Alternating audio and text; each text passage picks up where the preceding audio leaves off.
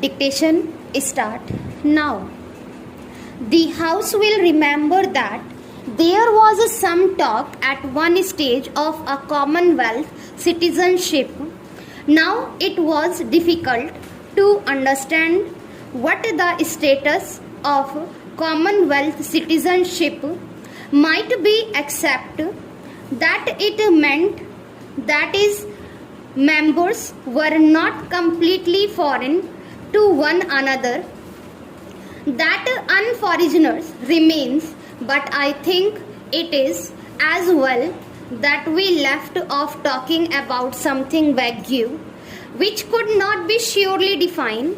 The other fact also remains, as I have said stated, the fact that we should take the right to ourselves if we so choose to exercise it at any time, to enter into treaties or arrangements with Commonwealth countries assuring us of certain mutual privileges and preferences. I have briefly placed before the House this document.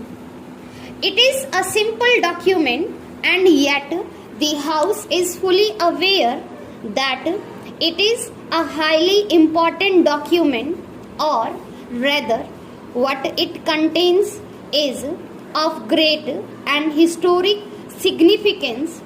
I went to this conference some weeks ago as the representative of India. I had, of course, consulted my colleagues here previously because it was a great responsibility, and no man is big enough to shoulder that responsibility by himself when the future of India is at stake.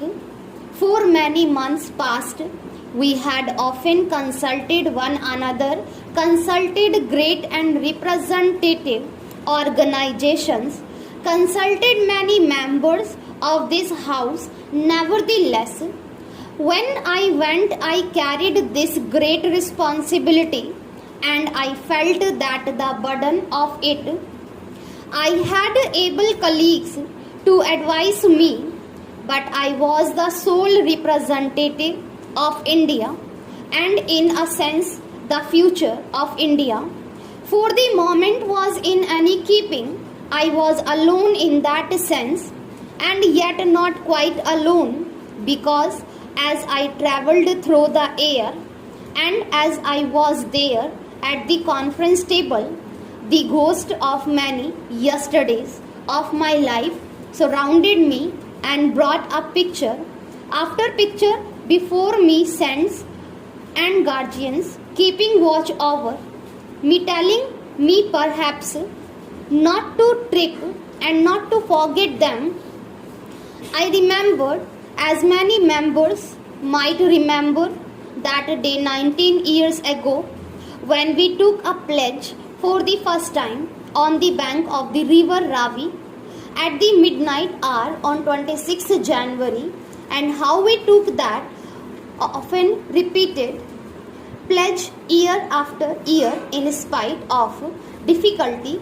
And finally I remember that day when, standing at this very place, I placed a resolution before this House.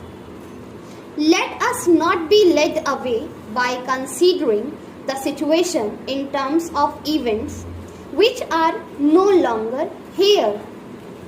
You will see that the resolution of the Congress that I have read out says that because India becomes a republic, the association of India with the Commonwealth must, of course, change further. It says that free association may continue subject only to our complete freedom being assured. Now that is exactly what has been attempted in this Declaration of London. I ask you or any honourable member to point out that what way the freedom, the independence of India has been limited in the slightest. I do not think it has been. In fact, the greatest stress has been laid not only on the independence of India, but on the independence of each individual nation in the Commonwealth. I am often asked how we can join a Commonwealth in which there is racial discrimination, in which there are other things happening to which we object. That I think is a fair question, and it is a matter which must necessarily give us some trouble in our thinking. Nevertheless, it is a question which does not really arise.